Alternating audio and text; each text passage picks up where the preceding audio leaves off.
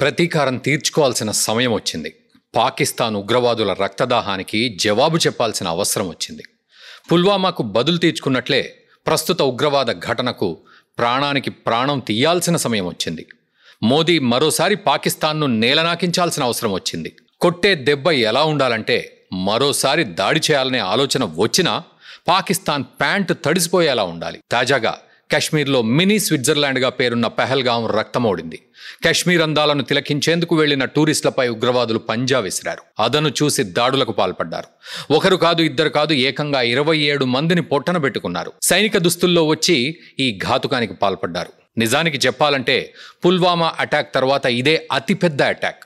ఏకంగా 5 ఏళ్ల తర్వాత ఇంత పెద్ద అటాక్ జరిగింది. మధ్య మధ్యలో చిన్న చిన్న ఘటనలు జరిగినా ఇంత భారీ స్థాయిలో జరగడం మాత్రం ఇదే తొలిసారి. దీంతో మోదీ యాక్షన్ ప్లాన్ మొదలు పెడతారా? సర్జికల్ స్ట్రైక్స్ కానీ ఎయిర్ స్ట్రైక్స్ కానీ చేసే అవకాశం ఉందా అంటే అవుననే సమాధానాలే ఇప్పుడు ఎక్కువగా వినిపిస్తున్నాయి. ఈ ఘటన జరగగానే మోదీ సౌదీ పర్యటనను అర్ధాంతరంగా ముగించుకుని ఢిల్లీ చేరుకున్నారు.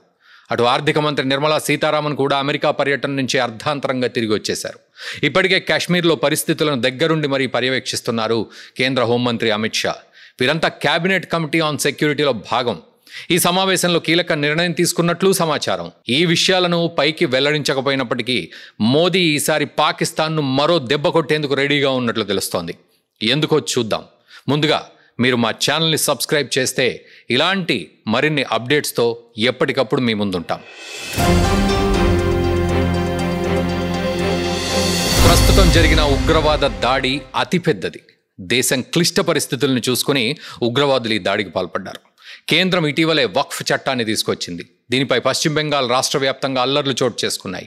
ఇప్పటికీ అక్కడ శాంతియుత వాతావరణం నెలకొనలేదు. మరోవైపు కాశ్మీర్లో ఇటీవలే నూతన ప్రభుత్వం కొలువుదీరింది. జమ్మూ కాశ్మీర్ సీఎంగా ఒమర్ అబ్దుల్లా గత ఏడాది అక్టోబర్లో నూతన సీఎంగా ప్రమాణ స్వీకారం చేశారు. దీనికి తోడు ఇటీవలే పాకిస్తాన్ ఆర్మీ చీఫ్ ఆసిమ్ మునీర్ కాశ్మీర్ గురించి వ్యాఖ్యానిస్తూ అది తమ ఆయువు పట్టు అన్నారు. ఈ సమయంలోనే ఇటువంటి దాడి చోటు చేసుకోవడం ప్రభుత్వాన్ని ఇబ్బంది పెట్టడానికే అని తెలుస్తోంది. దాడులకు పాల్పడిన వారు సరిగ్గా అమర్నాథ్ యాత్రికులనే టార్గెట్ చేసుకున్నారు. అది కూడా చంపే ముందు మతం అడిగి మరీ చంపారు. వారి ప్యాంటు ఊడదీసి హిందువులా ముస్లింలా గుర్తించి మరీ చంపారు. ఐడి కార్డులు చెక్ చేసి అంతమొందించారు. ఒక మహిళ తన భర్తను చంపవద్దని, తనను చంపమని ఎంత బతిమలాడినా వదల్లేదు. ఆ నరరూప రాక్షసులు ఈ మాట మోదీకి చెప్పు అంటూ రిప్లై ఇచ్చి మరీ చంపారు. ఆర్మీ దుస్తుల్లో వచ్చిన కొంతమంది నరహంతకులు ఈ ఘాతుకానికి పాల్పడ్డారు. ఈ ఘటన గురించి మోదీ ఖచ్చితంగా వింటారు. ఇప్పుడున్న ప్రధాని చేతగాని వాడు అస్సలే కాదు, చాలా బలమైన నాయకుడు.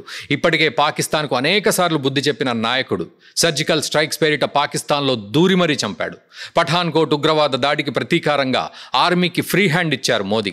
దీంతో మన సైనికులు అంతర్జాతీయ సరిహద్దు దాటి మరీ ఉగ్రవాదులను అంతం చేశారు. అయినా పాకిస్తాన్ బుద్ధి మారలేదు. పుల్వామాలో మళ్లీ అదే ఘాతుకానికి పాల్పడ్డారు. ఏకంగా 40 మంది సైనికుల్ని పొట్టన పెట్టుకున్నారు. దీంతో ఆగ్రహించిన మోదీ ఎయిర్ స్ట్రైక్స్ చేపట్టారు. ఈసారి పాకిస్తాన్ రాజధానికి దగ్గర వరకు వెళ్లి మరీ బాంబులు విసిరారు. ఉగ్రవాదుల స్థావరాలను తుక్కురేగొట్టారు. అయినా పాకిస్తాన్ బుద్ధి మారలేదు. మళ్లీ అదే బుద్ధి. ఇప్పుడు టూరిస్టులను టార్గెట్ చేసుకొని చంపింది.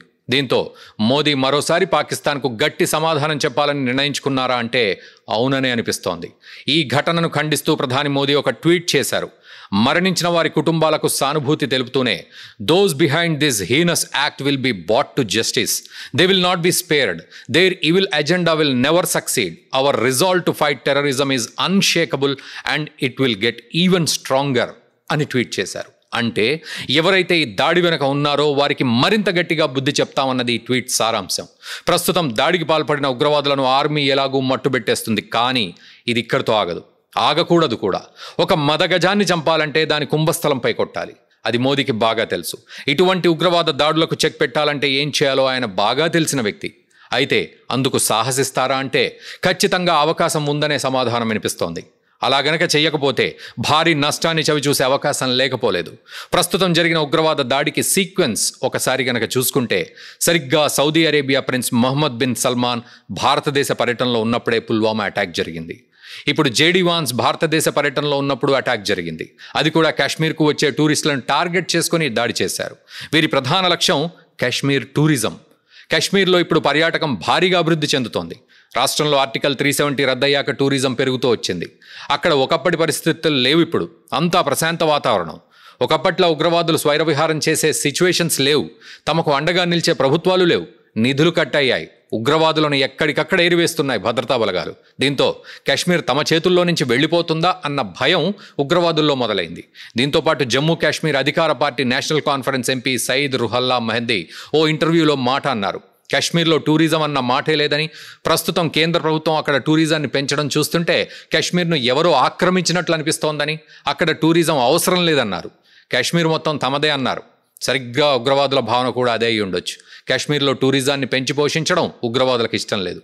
అలా చేస్తే అక్కడ ఇతర మతాల వారి సంఖ్య ఎక్కువ అవుతుంది. దీనివల్ల కాశ్మీర్లో ఇస్లామిక్ రాజ్యం ఏర్పాటు చేయడం కుదరదని ఉగ్రవాదులు భావించినట్లు తెలుస్తోంది. అందుకే ఈ దాడులకు తెగబడుతున్నట్లు అర్థమవుతోంది. ఈ దాడిని మోదీ గనక చూసి చూడనట్లు వ్యవహరిస్తే భవిష్యత్తులో అది పెను విపత్తుకు దారితీసే అవకాశం ఉంది. ప్రస్తుతం జరిగిన ఉగ్రవాద ఘటనకు సంబంధించి ప్రతీకారం తీర్చుకోవాలని దేశ ప్రజలంతా కోరుకుంటున్నారు. ట్విట్టర్లో "వి వాంట్ జస్టిస్" అని అడుగుతున్నారు. ఉగ్రవాదులకు మోదీ పర్ఫెక్ట్ ఆన్సర్ ఇవ్వాలని కోరుతున్నారు. అవసరమైతే పాకిస్తాన్పై యుద్ధానికి దిగమంటున్నారు. చాలామందికి మోదీపై ఒక నమ్మకం ఉంది. ఆయన అనుకుంటే చేస్తారు, వదిలే ప్రసక్తే లేదని భావిస్తారు. ఈ ఉగ్రదాడి తమ పనేనని ది రెసిస్టెంట్ ఫ్రంట్ సంస్థ ప్రకటించింది. పాకిస్తాన్కు చెందిన ఉగ్రవాద సంస్థ లష్కరే తయబా నుంచి టీఆర్ఎఫ్ ఉద్భవించింది. జమ్మూ కాశ్మీర్లో ఆర్టికల్ 370 రద్దు చేసిన తర్వాత పుట్టుకొచ్చింది ఇది.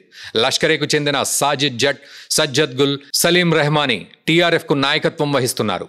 2023 జనవరిలో కేంద్ర హోంశాఖ ఈ సంస్థపై నిషేధం ప్రకటించింది. ఈ సంస్థ కాశ్మీర్ వేర్పాటువాదం కోసం పనిచేస్తోంది. దీనికి పాకిస్తాన్ అండ చాలా ఉంది. నిజానికి పాకిస్తాన్ భారత్లో ఉగ్రవాద దాడులపై వ్యూహాత్మకంగా వ్యవహరిస్తోంది. ఒకప్పటిలా పాకిస్తాన్లోని ఉగ్రవాద సంస్థలు భారత్లో నేరుగా దాడులకు పాల్పడటం లేదు. వాటి అనుబంధ సంస్థల్ని ఇక్కడ ఏర్పాటు చేసుకున్నాయి. అలా చేస్తే పాకిస్తాన్కు అంతర్జాతీయంగా ఇబ్బందులు రాకుండా ఉంటాయన్నది ప్లాన్. ప్రస్తుతం దాడికి పాల్పడింది టీఆర్ఎఫ్ కాబట్టి ఆ సంస్థ కాశ్మీర్లోనే పుట్టిందని, అందుకే తమకు సంబంధం లేదని చెప్పే అవకాశం ఉంది. కానీ భారత్ మాత్రం అంత గుడ్డిది కాదని పాకిస్తాన్ గ్రహించాలి. అందుకే మోదీ ట్వీట్లో కూడా దీని మూలాన్ని పెకిలించి వేస్తామన్న మెసేజ్ ఉంది. ఇప్పుడు ఉన్న పళంగా పాకిస్తాన్పై మోదీ ప్రభుత్వం యుద్ధానికి దిగాల్సిన అవసరం లేదు. అక్కడ ఉగ్రవాద మూలాల్ని పెకిలించి వేస్తే చాలు. లేకపోతే ఆ దేశాన్ని అంతర్జాతీయంగానే దెబ్బకొట్టాలనేది మోదీ ప్రభుత్వం ఆలోచిస్తూ కూడా ఉండొచ్చు. ఇందుకు ప్రణాళికలు వేసేందుకు Indian James Bond Ajit Doval ఉండనే ఉన్నాడు. దోవల్ ప్లాన్ వేశారంటే మామూలుగా ఉండదు.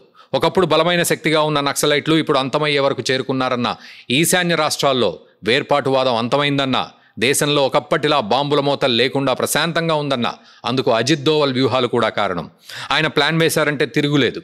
అందుకే 2014లో మోదీ అధికారంలోకి వచ్చిన వెంటనే దోవల్ కోసం చట్టాలు మార్చి మరీ ఆయనను జాతీయ భద్రతా సలహాదారుగా ఎంపిక చేశారు. అంతటి గొప్ప వ్యక్తి అజిత్ దోవల్.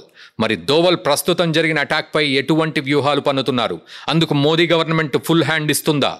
పాకిస్తాన్ను ఏం చేయబోతున్నారు అన్న తెలియాలంటే మరికొన్ని రోజులు మాత్రమే వేచి చూడాల్సిన పరిస్థితి.